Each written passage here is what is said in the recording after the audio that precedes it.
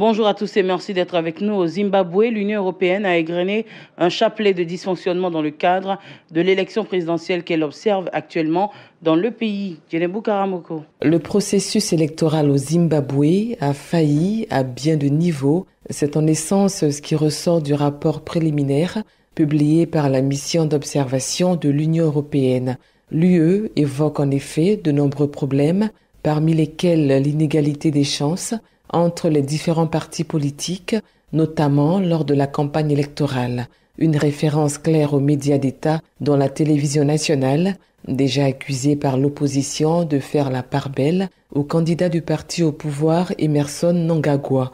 Autre charge de l'institution européenne, l'intimidation des électeurs et surtout la lenteur dans la publication des résultats de la présidentielle. À ce propos, les observateurs recommandent à la commission électorale de publier les résultats en toute transparence au risque d'amplifier la méfiance de l'opposition à son égard.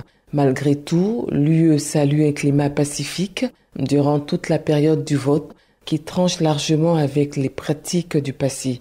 Une remarque en total accord avec les déclarations quelques heures plus tôt des observateurs de la communauté de développement de l'Afrique australe qui affirment avoir noté une élection en majorité conforme à la loi en faisant toutefois l'impasse sur les problèmes évoqués par l'UE. Pour la première fois en 16 ans, le Zimbabwe a fait appel à des observateurs européens pour la tenue de ces élections. Ce choix n'est pas anodin. Le Zimbabwe espère ainsi retrouver son aura d'antan en cas d'un verdict positif de l'Union européenne sur le scrutin et dans la même lignée une relance de son économie. Restons toujours au Zimbabwe. Des militaires ont tiré à balles réelles hier mercredi à Harare contre des partisans de l'opposition qui dénoncent des fraudes lors des élections générales de lundi.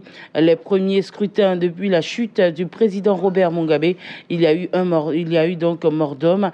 Le président zimbabwéen Emmerson Mnangagwa a appelé à la paix, nous dit Abou Sila. Des chars et des camions transportant des militaires circulaient dans les rues de la capitale à proximité des bureaux où était réunie la commission électorale qui a annoncé la victoire législative du parti au pouvoir, la ZANU-PF. Un homme a été tué par balle lors de manifestations post-électorales hier mercredi à Harare où l'armée a ouvert le feu sur des partisans de l'opposition qui dénoncent des fraudes lors des scrutins de lundi. L'homme tué a reçu une balle dans l'estomac et a succombé à ses blessures. Des centaines de partisans de l'opposition sont descendus dans la rue hier mercredi dans la capitale zimbabwéenne après l'annonce officielle de la victoire aux législatives du parti au pouvoir depuis 1980, la ZANU-PF. La police et l'armée sont intervenus pour tenter de les disperser. Un peu plus tôt dans la journée hier mercredi, le chef de l'État Emmerson Mnangagwa, candidat à la présidentielle, avait appelé à la paix alors que la police a tiré à Harare des gaz lacrymogènes contre des partisans de l'opposition qui dénoncent des fraudes aux élections générales de lundi. Le temps est venu de faire preuve de responsabilité et par-dessus tout,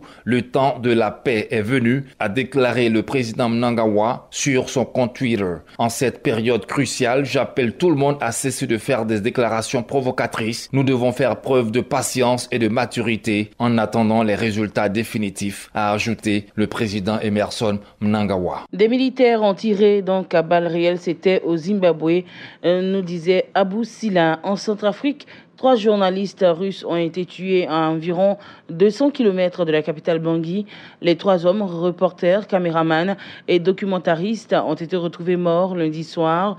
L'identité des victimes a été confirmée par le ministère des Affaires étrangères russe dans un communiqué. Charles Cablan. La porte-parole du ministère des Affaires étrangères a confirmé à la télévision l'identité des 3 journalistes tués. Il s'agit du reporter de guerre Orkan Djemal, du documentariste Alexandre Rastorguev et du caméraman Kirill Radchenko. Maria Zakharova a aussi déclaré que la diplomatie russe n'était pas informée de leur présence en Centrafrique car leur voyage avait été déclaré comme touristique.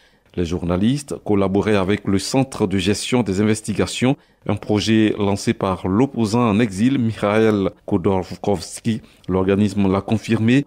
Les 3 journalistes étaient partis il y a quelques jours enquêter sur les activités de la société militaire privée Wagner en Centrafrique, une société qui a notamment été active dans l'est de l'Ukraine à partir de l'été 2014. Depuis le début de l'année, Moscou a déployé des instructeurs militaires, livré des armes et assure même la sécurité du président Touadéra. Selon la rédactrice en chef adjointe du site pour lequel les 3 journalistes travaillaient, ils avaient tenté de s'approcher d'une base présumée du groupe Wagner à Bangui, mais en ont été empêchés au motif qu'ils n'avaient pas d'accréditation. Le lendemain, ils ont pris la route pour rejoindre un collaborateur de l'ONU, prénommé Martin, qui devait leur servir de fixeur. C'est lui qui leur aurait recommandé le chauffeur, qui est le seul rescapé de l'attaque. Le motif et les circonstances du drame doivent être éclaircis. Les corps des victimes seront rapatriés samedi prochain en Russie.